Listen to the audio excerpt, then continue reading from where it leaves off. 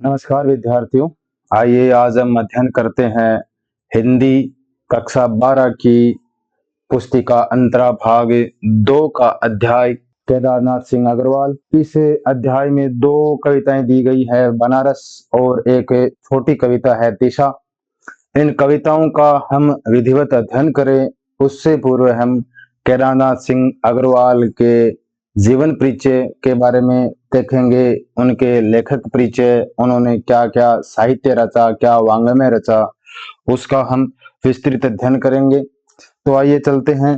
उनकी इसमें 2 कविता हैं, बनारस और दूसरी कविता है दिशा। तो केदारनाथ सिंह अग्रवाल का जीवन परिचय क्या है कि इनका जन्म है वो 1934 में हुआ।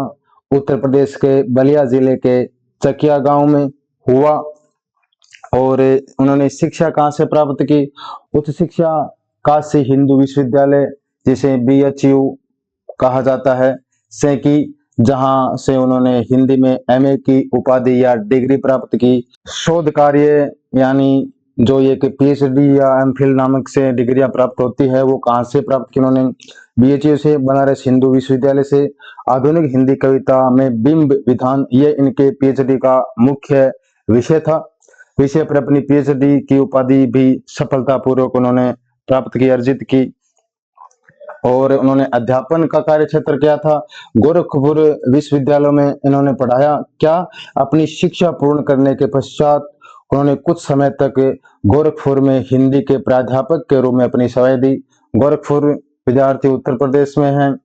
यहाँ उन्होंने विद्यार्थियों का साहित्य के क्षेत्र में मार्गदर्शन किया और अपनी शैक्षणिक करियर की नींव रखी। और उसके बाद उन्होंने जो भारत का सर्वचर्चित सबसे बड़ा विश्वविद्यालय माना जाता है JNU, जवाहरलाल नेहरू विश्वविद्यालय, इसके पश्चात वे JNU नई दिल्ली के भारतीय भाषा केंद्र में हिंदी के प्रोफेसर नियुक्त हुए। भाषा से संबंधित, हिंदी भाषा से संबंधित तो विभाग है उसमें। एक लंबे और प्रतिष्ठित शैक्षणिक करियर के बाद उन्होंने यहाँ से अवकाश प्राप्त किया, यानी यहीं से वे रिटायरमेंट हुए। यहाँ रहते हुए उन्होंने साहित्य के क्षेत्र में उल्लेखनीय योगदान दिया। काव्यगत संवेदनाएं, उनकी काव्य की विशेषताएं क्या है? तो देखिए, मानवीय संवेदनाओं के कवि माने जाते हैं ये। केदारनाथ सिंह मूलतः मानवीय संवेदनाओं के कवि हैं। उनकी कविताओं में शोर शराबा न होकर, दिखावटीपन बनावटीपन न होकर, विद्रोह का शांत और शांत स्वर सशक्त रूप से पूरी वेग के साथ, पूरी शक्ति के साथ उनमें मिलता है। अपनी कविताओं में उन्होंने बिंब विधान, अपनी कविताओं में उन्होंने बिंब विधान पर अत्यधिक बल दिया है। वे मानते हैं कि जीवन के बिना प्रकृति और वस्तुएं कुछ भी नहीं है। विद्यार्थियों, बिंब क्या होता है? बिंब जैसे कि अगर किसी व्यक्ति के सामने किसी वस्तु या किसी चराचर जगत में पाई जाने वाली किसी भी वस्तु का नाम लें और उसका चित्र आपके दिमाग के अंदर स्पष्ट रूप से दिखने लगे, उसे बिंब कहते हैं। जैसे अगर मैं आपके सामने नाम लूं बादल, गाय, अगर इनके चित्र आपके मानस पटल पर, मानसिक स्तर पर उभरे हैं तो इन्हें ही बिंब कहा जाता है। इसी विषय पर उन्होंने कई प्रकार से बल दिया, अत्यधिक बल दिया उन्होंने। यही एहसास उन्हें अपनी कविताओं में आम आदमी के और समीप ले गया। कौन सा एहसास? जीवन के बिना प्रकृति और वस्तुएं कुछ भी नहीं है, यह एहसास उन्हें आम आदमी के और नजदीक ले गया। जो उनकी चर्चित कविताएं, जैसे एक कविता है जमीन पक रही है, जिसमें जमीन, रोटी और बेल आदि में दिखता है। संवेदना और विचार बोध उनकी कविताओं में साथ साथ चलते हैं। कवि परिचय क्या है? भाषा और शिल्प क्या है इनका? पारदर्शी भाषा है, यानी संवेदना और विचार बोध के साथ चलने की प्रक्रिया में उनकी भाषा अत्यधिक नम्य और पारदर्शी है। उसमें एक नई ऋजुता, सरलता और बेलोसपन, स्पष्टता दिखाई देती है। ऋजुता, सरलता और बेलोसपन, स्पष्टता दिखाई देती है। पारदर्शी का क्या अर्थ हुआ? पारदर्शी भाषा, इसमें दिखावटी और बनावटीपन नहीं है। ऋजुता यानी सरलता है और बेलोसपन, सुस्पष्टता इसमें इनकी कविताओं में की भाषाओं में, इनकी कविताओं की भाषा में झलकती है। परिचित बिंब क्या है? उनकी कविताओं की एक बड़ी विशेषता यह है कि रोजमर्रा के जीवन के सामान्य अनुभव अत्यंत परिचित और जीवंत बिंबों में बदलते दिखाई देते हैं। बातचीत की सहजता, उनके शिल्प में कृत्रिमता नहीं है। बातचीत की सहजता, उनके शिल्प में कृत्रिमता नहीं है। बातचीत की अत्यंत सहज और गहरा अपनापन अनायास ही पाठकों को दृष्टिगोचर होता है और उन्हें बांध लेता है। अब उनकी प्रमुख कृतियां क्या है, उनकी प्रमुख साहित्य में उनका अवदान योगदान क्या है। काव्य संग्रह देखिए, बिल्कुल अभी इनका एक काव्य संग्रह है। दूसरा है जमीन पक रही है, यहाँ से, और देखो अकाल में सारस, उत्तर कबीर तथा अन्य कविताएं, बाघ, टॉलस्टॉय और साइकिल इनके प्रमुख कृतियां हैं, प्रमुख काव्य संग्रह हैं। प्रतिनिधि कविताएं कौन सी है? हाल ही में उनकी चुनी हुई कविताओं का संग्रह इस नाम से प्रकाशित हुआ है। कौन सी? प्रतिनिधि कविता नाम से एक किताबों का संग्रह छपा है जो हाल ही में छपा है। आलोचनात्मक पुस्तकें कौन सी है? कल्पना और छायावाद, आधुनिक हिंदी कविता में बिंब विधान का विकास, ये वो पुस्तकें हैं जिसमें इन्होंने इन बिंबों पर, इन विषयों पर प्रकाश डाला है। निबंध संग्रह है मेरे समय के शब्द और कब्रिस्तान में पंचायत, ये इनके निबंध संग्रह है प्रमुख। उन्होंने क्या क्या संपादित किया? ताना बाना विविध भारतीय भाषाओं का हिंदी में अनुदित काव्य संग्रह है जो इनके काव्य संग्रह के साथ है, मिलता है। प्रमुख पुरस्कार और सम्मान कौन सा मिला इनको? साहित्य सामान्यतः जो इनकी बड़ी कविताएं या प्रसिद्ध सर्वप्रसिद्ध कविताएं होती है, भारत में साहित्य पर योगदान के लिए पुरस्कार मिलता है। साहित्य अकादमी पुरस्कार 1989 में कौन सी कृति पर मिला? अकाल में सारस कविता के संग्रह के लिए इनको प्राप्त हुआ। मैथिली शरण गुप्त राष्ट्रीय सम्मान 1994 में मध्य प्रदेश सरकार द्वारा दिया गया इन्हें। व्यास सम्मान भी दिया गया, क्यों? भारतीय साहित्य में उत्कृष्ट योगदान के लिए। और अन्य सम्मान भी मिले जैसे कुमारन आसान पुरस्कार, दयावती मोदी पुरस्कार आदि अन्य कई सम्मानों से उनको सम्मानित किया गया। और 2018 में विद्यार्थियों का निधन हो गया। अब हम देखते हैं कविता बनारस। बनारस कविता में हमें पढ़ने को क्या मिलेगा? बनारस कविता का मूल भाव क्या है, मूल ध्येय क्या है, मूल उद्देश्य क्या है, किसके बारे में बताना है, यह हम अब विस्तार रूप से देखेंगे। उससे पहले हम आंशिक रूप से छोटा इसका परिचय पढ़ लेते हैं। बनारस कविता में प्राचीनतम शहर बनारस के सांस्कृतिक वैभव के साथ ठेठ बनारसीपन पर भी प्रकाश डाला गया है। उत्तर प्रदेश में यह शहर है विद्यार्थियों बनारस, और इसे भारत की सांस्कृतिक नगरी कहा जाता है। इसमें ठेठ बनारसीपन, वहां के रहन सहन, हाव भाव, विचार, बोध का हमें दर्शन कराया जाएगा। यह बाबा शिव की नगरी और गंगा के साथ विशिष्ट आस्था का केंद्र है, हिंदुओं की आस्था का केंद्र है। इस शहर के साथ मिथ की आस्था, शास्त्रीय आस्था, काशी और गंगा के सानिध्य से मोक्ष की अवधारणा से जुड़ी हुई है। इस शहर को मोक्ष का शहर भी कहा जाता है, क्योंकि यहाँ पर एक तो बाबा भगवान शिव है और दूसरा यहाँ पर भारत की सबसे बड़ी धार्मिक नगरी में अवस्थित गंगा नदी का प्रवाह है।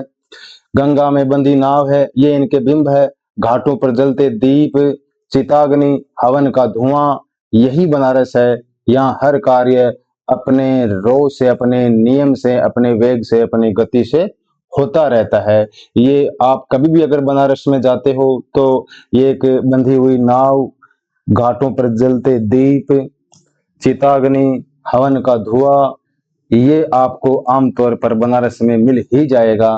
आस्था, श्रद्धा, विरक्ति, विश्वास, आश्चर्य और भक्ति का मिला जुला रूप है बनारस। काशी की अति प्राचीनता, काशी भारत का सबसे प्राचीन नगर माना जाता है, दुनिया का सबसे प्राचीन नगर माना जाता है। आध्यात्मिकता एवं भव्यता के साथ आधुनिकता का समार है। किस किस का? आध्यात्मिकता और भव्यता का इस कविता में मौजूद है। यह कविता भाषा संरचना के स्तर पर सरल और अर्थ के स्तर पर गहरी है। आइए अब इस कविता का हम पंक्तिबद्ध अध्ययन करें। इस शहर में बसंत अचानक आता है, और जब आता है तो मैंने देखा है लहर तारा और मुडवाडी है की तरफ से। कवि कह रहा है कि मैंने अक्सर इस शहर में देखा है कि जो वसंत है, ऋतुराज है, वसंत है, ऋतुओं का राजा है।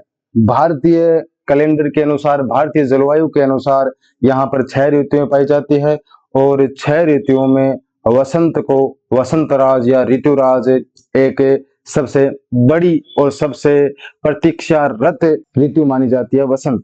तो कहता है कवि कि इस शहर में अगर वसंत आता है तो अचानक आता है, और मैंने देखा है कि लहर तारा और मुडवाडी है की तरफ से किस तरफ से वसंत आता हुआ दिखाई देता है कवि को।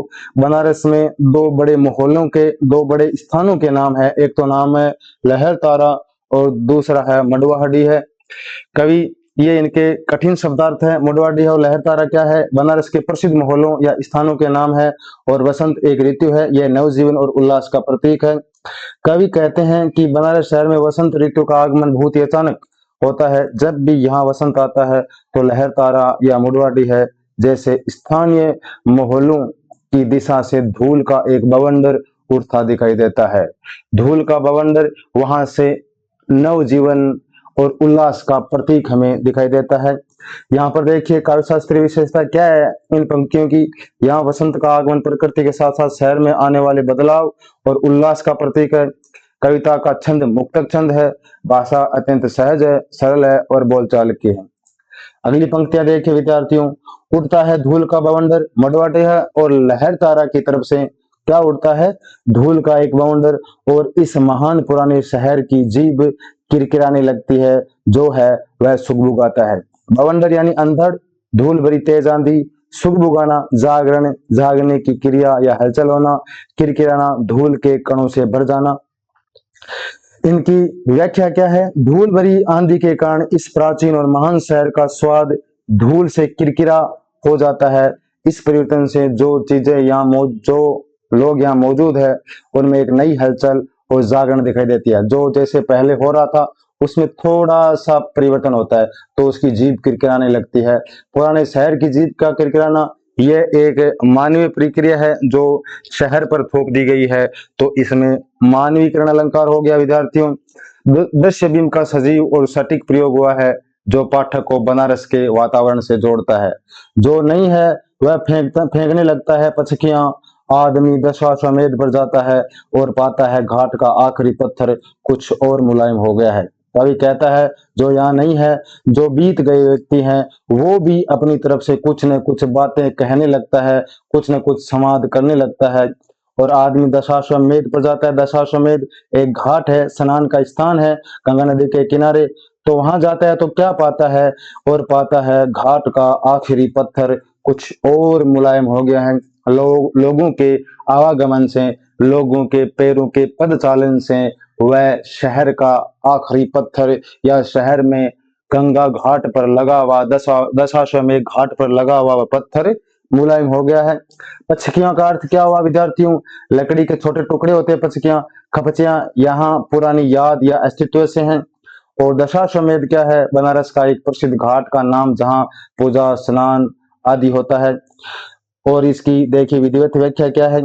जो लोग इस दुनिया में नहीं है उनकी यादें भी ताजा होने लगती है। यानी पचकियां जब आदमी दशाश्वमेध घाट पर जाता है तो उसे लगता है कि सदियों से चले आ रहे लोगों के कदमों से घाट का आखिरी पत्थर कुछ घिसकर और मुलायम हो गया है। ये इसकी काव्य शास्त्रीय विशेषताएं हैं। आइए विद्यार्थियों अगली पंक्तियों को हम पढ़ते हैं। सीढ़ियों पर बैठे बंदरों की आंखों में एक अजीब सी नमी है और एक अजीब सी चमक से भर उठा है भिखारियों के कटोरों का खाली निचाट खालीपन। कवि यहाँ कह रहा है कि वसंत के आगमन से बनारस में जो बंदर हैं, जो सीढ़ियों पर बैठे हुए होते हैं, जो घाटों पर बैठे हुए होते हैं, उनके आंखों में भी नमी है, उनकी आंखों में भी करुणा है, दया है। उन्हें भी ऐसा लग रहा है कि वसंत के आगमन से प्रकृति का जो वातावरण है सुरम्य हो गया है। एक अजीब सी नमी है उनके आंखों में और एक अजीब सी चमक से भर उठा है उनका चेहरा, उनकी आंखें एक उत्साह से भर उठी है कि यहाँ पर श्रद्धालु आएंगे और श्रद्धालुओं से हमें विभिन्न प्रकार का खाना भी मिलेगा। भिखारियों के कटोरों का निचाट खालीपन। और वसंत के आगमन से केवल बंदर ही खुश नहीं होते, यहाँ पर जो घाटों पर भिखारी बैठे रहते हैं उनके कटोरों में भी वसंत उतरता है, यानी उन्हें भीख मिलनी शुरू होती है। ये शब्दार्थ है इसके। निचाट यानी एकदम या पूर्णतः या नितांत, खालीपन यानी रिक्तता, कुछ न होना। व्याख्या देखिए एक बार फिर से। घाट की सीढ़ियों पर बैठे बंदरों की आंखों में भी एक अजीब सी करुणा यानी नमी दिखाई देती है और घाटों पर बैठे भिखारियों के एकदम खाली कटोरों में भी एक अजीब सी चमक यानी उत्साह भर आता है। वसंत के आगमन से नई आशा का संचार होता है। काव्य शास्त्रीय विशेषताएं देखिए विद्यार्थियों। बंदरों की आंखों में नमी और खाली कटोरों में चमक से कवि ने शहर की गहरी संवेदना और करुणा को दर्शाया है कि यहाँ पर इस शहर में रहने वाले लोगों की आंखों में भी नमी, करुणा और दया रहती है। निचाट खालीपन एक सशक्त दृश्य बिंदु है। तुमने कभी देखा है खाली कटोरों में वसंत का उतरना? यह शहर इसी तरह खुलता है और इसी तरह भरता है, खाली होता है यह शहर। कवि प्रश्न शैली में पूछ रहा है पाठक से, क्या तुमने कभी देखा है खाली कटोरों में वसंत का उतरना? अगर तुमने नहीं देखा है तो आओ बनारस में देखो, यह शहर इसी तरह खुलता है, यह शहर इसी तरह खुलता है, यह शहर इसी तरह खुलता है। इस शहर में ऐसे ही लोग आते हैं, भरते हैं और वापस चले जाते हैं, इसी तरह भरता है और खाली होता है। सुबह जब ये शहर खुलता है तो लोगों की आवागमन से यह भर जाता है और खाली होता है, यानी शाम होते होते यह शहर खाली हो जाता है। पूर्ण तरह खाली नहीं होता, लेकिन लोग ज्यादातर चले जाते हैं। ये इसके कठिन शब्दार्थ है। खुलता है जागता है या दिन की शुरुआत करता है। वसंत का उतरना निराशा में आशा का संचार यानी भिक्षा मिलना शुरू हो जाती है। व्याख्या दे के कवि पूछता है कि क्या तुमने कभी भिखारियों के खाली कटोरों में वसंत यानी खुशहाली यानी भिक्षा को उतरते देखा है? यह बनारस शहर इसी तरह रोज सुबह जागता है, खुलता है, इसी तरह दिन भर लोगों से भरता है और शाम होते होते खाली हो जाता है। ये इसकी काव्य शास्त्रीय विशेषताएं हैं। खाली कटोरों में वसंत का उतरना में गहरी लाक्षणिकता छिपी हुई है। कवि ने प्रश्न शैली तुमने कभी देखा है, इसमें कवि ने पाठक वर्ग से सीधा संवाद किया है, का प्रयोग करके पाठक को सीधा जोड़ा है। शहर का मानवीकरण किया है। शहर खुलता है, शहर जागता है, ये एक मानव की प्रक्रिया है जो शहर के ऊपर थोप दी गई है, इसलिए यहाँ पर मानवीकरण अलंकार है। आगे की पंक्तियां देखिए। इसी तरह रोज रोज एक अनंत शव ले जाते हैं कंधे, अंधेरी गली से चमकती हुई गंगा की तरफ। ये इसके कठिन शब्दार्थ। अनंत यानी असीम, जिसका कोई अंत न हो। शव मुर्दा, लाश। चमकती हुई गंगा, पवित्र और मोक्षदायिनी नदी। कवि कह रहा है कि इसी तरह रोज रोज एक अनंत शव ले जाते हैं कंधे। विद्यार्थियों, बनारस में एक घाट है जिसका नाम है मणिकर्णिका घाट, और इस मणिकर्णिका घाट में अगर आप कभी भी साल के किसी भी दिवस में जाते हो और कभी भी यहाँ पर आप देखते हो तो हर समय यहाँ पर कोई न कोई चिता जलती रहती है, कोई न कोई मुर्दा जलता रहता है, क्योंकि पुराणों में काशी को, बनारस को मोक्षदायिनी नगरी का है, यहाँ मरना भी मंगल माना है। इसी तरह रोज रोज एक अनंत शव लोग ले जाते हैं अपने परिजनों को, और ले जाते हैं कंधे अंधेरी गली से यानी अंधेरे से ले जाते हैं, और चमकती हुई गंगा की तरफ यानी इस जीवन की भाग दौड़ से, अंधेरी गली से यानी अंधकार से वो प्रकाश की ओर ले जाते हैं, गंगा की ओर ले जाते हैं। इसी शहर में रोज रोज अनगिनत शवों को लोग अपने कंधों पर उठाकर अंधेरी और तंग गलियों से होते हुए अंतिम संस्कार के लिए चमकती हुई और मोक्षदायिनी मां गंगा की तरफ ले जाते हैं। यह बनारस की एक शाश्वत सच्चाई है। यहाँ जीवन और मृत्यु का अद्भुत अंतर्विरोध और विरोधाभास दर्शाया गया है। अंधेरी गली यानी जीवन के कष्ट से, चमकती हुई गंगा यानी मोक्ष की और यात्रा का सुंदर प्रतीकात्मक चित्रण इसमें किया गया है। इस शहर में धूल धीरे धीरे उड़ती है, धीरे धीरे चलते हैं लोग और धीरे धीरे बजते हैं घंटे। धीरे धीरे यानी मंद गति से, किसी भी काम में यहाँ जल्दबाजी नहीं है। घंटे यानी मंदिरों में बजने वाले बड़े घंटे या घड़ियाल।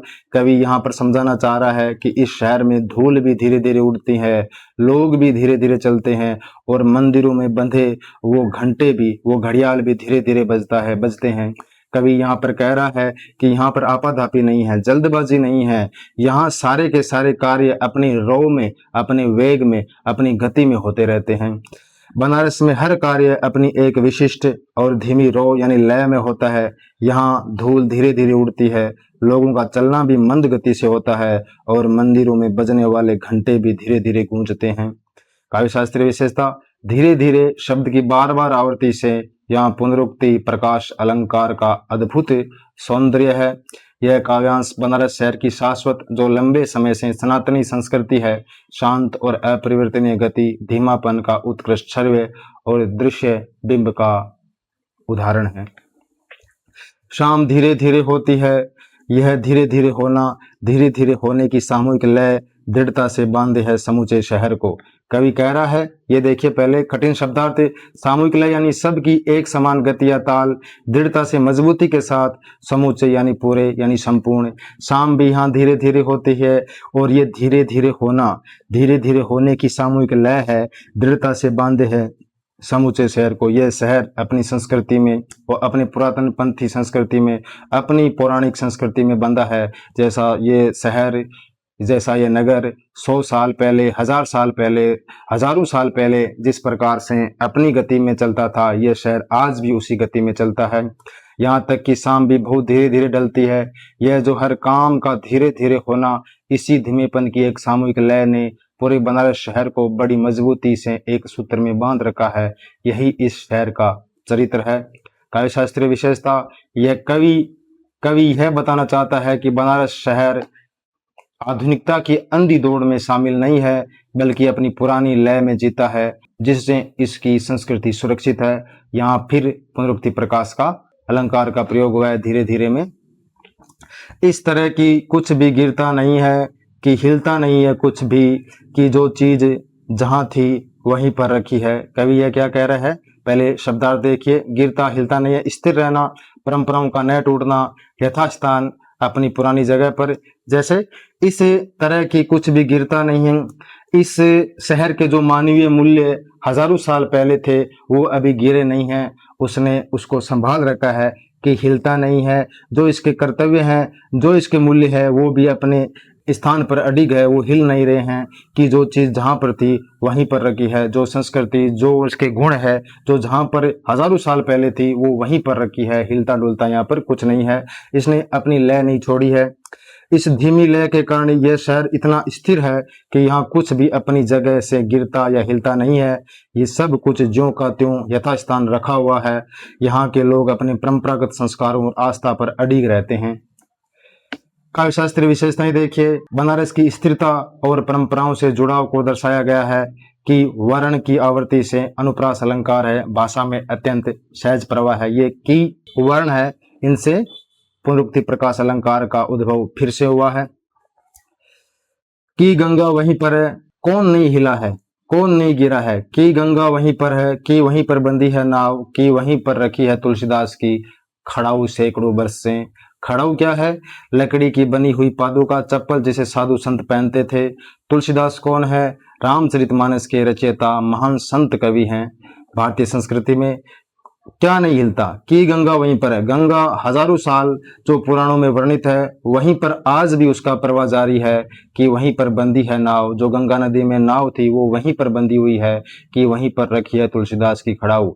तुलसीदास ने रामचरितमानस का कुछ भाग बनारस में लिखा था, इसलिए उनकी कुछ स्मृतियां उस बनारस शहर ने भी संभाल रखी है। और उन स्मृतियों में जो लकड़ी की जो चप्पल बनाई जाती है, जो साधु संत पहनते हैं, वो खड़ाऊ आज ज्यों की त्यों उसी बनारस शहर में रखी हुई है। गंगा नदी आज भी उसी स्थान पर प्रवाहित हो रही है। नावें भी अपने निश्चित घाटों पर बंदी है। यहाँ तक कि सैकड़ों वर्षों से महाकवि तुलसीदास की पवित्र खड़ाऊ भी ठीक उसी जगह पर सुरक्षित रखी हुई है। यह शहर अपनी विरासत को सहेजे हुए हैं। काव्य शास्त्रीय विशेषताएं देखिए। कि वहीं पर वाक्यांश की आवृत्ति से अनुप्रास अलंकार और भावाभिव्यक्ति की गंभीरता उत्पन्न हुई है। तुलसीदास की खड़ाऊ का जिक्र कर बनारस के गहरे सांस्कृतिक और साहित्यिक महत्व को दर्शाया गया है। कभी सही सांझ बिना किसी सूचना के घुस जाओ इस शहर में, कभी आरती के आलोक में। कवि क्या कह रहा है, सही सांझ संध्या का समय जब गोधूली बेला होती है, आलोक यानी प्रकाश या रोशनी, बिना किसी सूचना के अचानक या अनायास।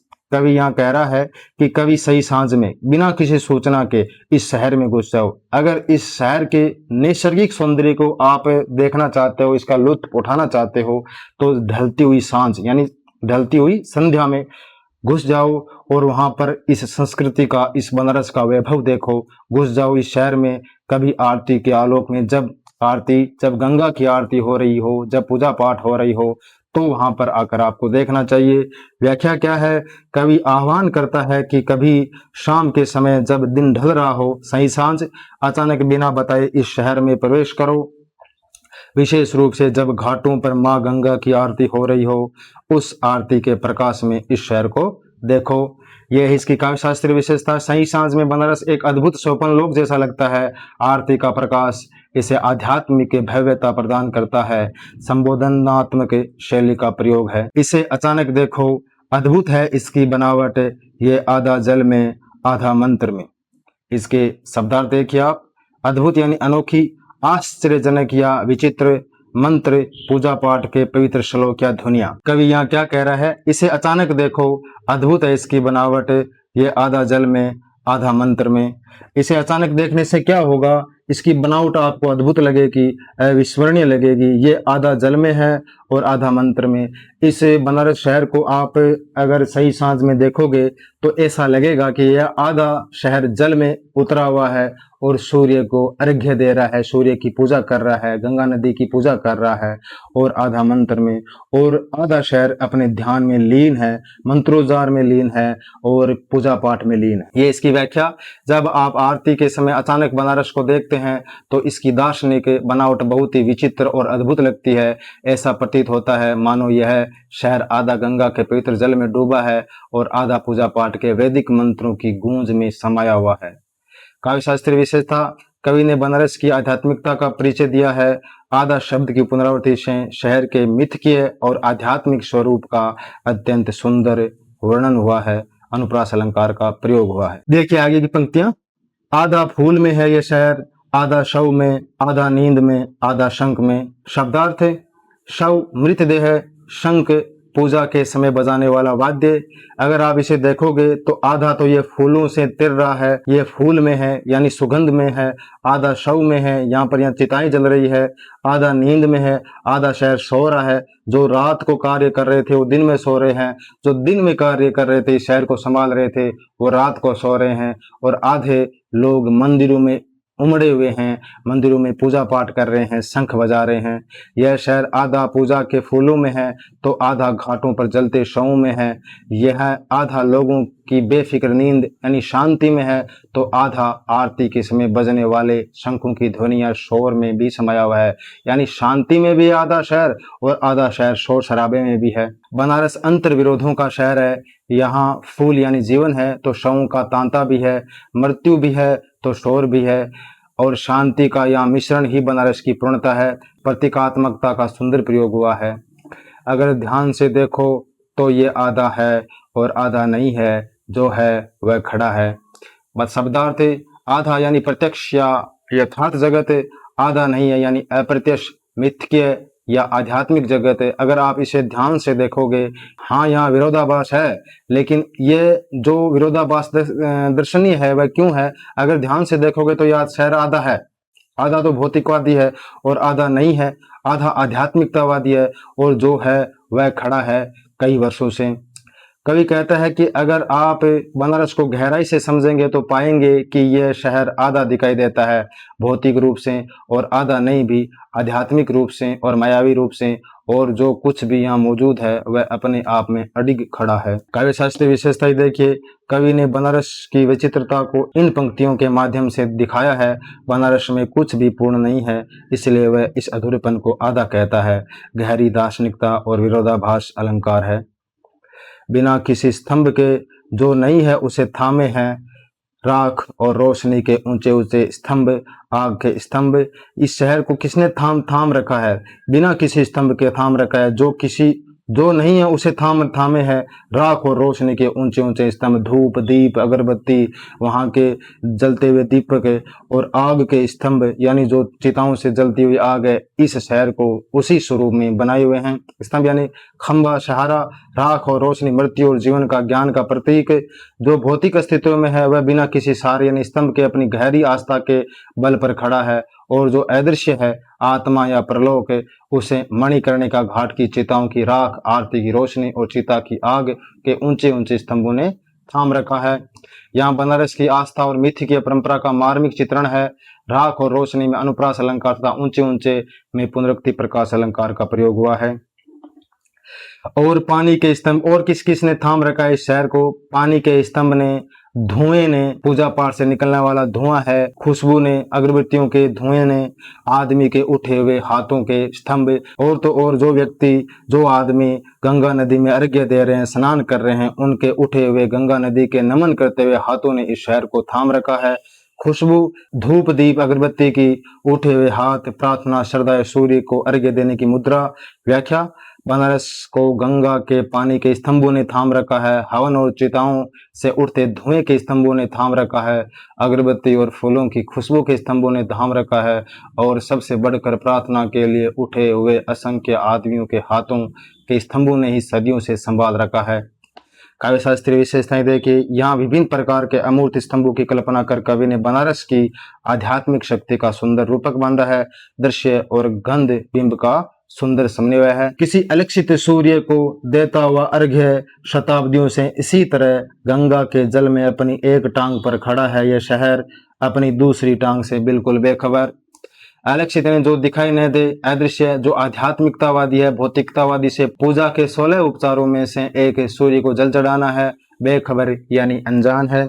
कवि क्या कह रहा है कि यह शहर सदियों से गंगा जल में अपनी एक टांग पर खड़ा है, अदृश्य सूर्य को जल अर्पित कर रहा है, अलक्षित सूर्य को देता हुआ अर्घ्य यानी वो जल चढ़ा रहा है। कितने सालों से? शताब्दियों से इसी तरह गंगा जल में अपनी एक टांग पर खड़ा है। कौन सी एक टांग? तपस्या करे अभौतिकतावादी और आधुनिकता रूपी दोनों दूसरी टांग से वह पूर्णतः अनजान है।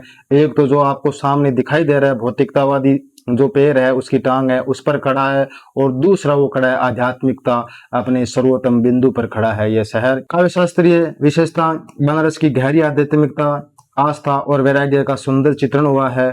यहाँ शहर का मानवीकरण किया गया है, क्योंकि एक टांग और दो टांग पर तो एक व्यक्ति ही खड़ा रह सकता है, मानव ही खड़ा रह सकता है, तो यहाँ पर शहर का मानवीकरण किया गया है। तपस्या और दृढ़ आस्था का सुंदर प्रयोग इसमें हुआ है।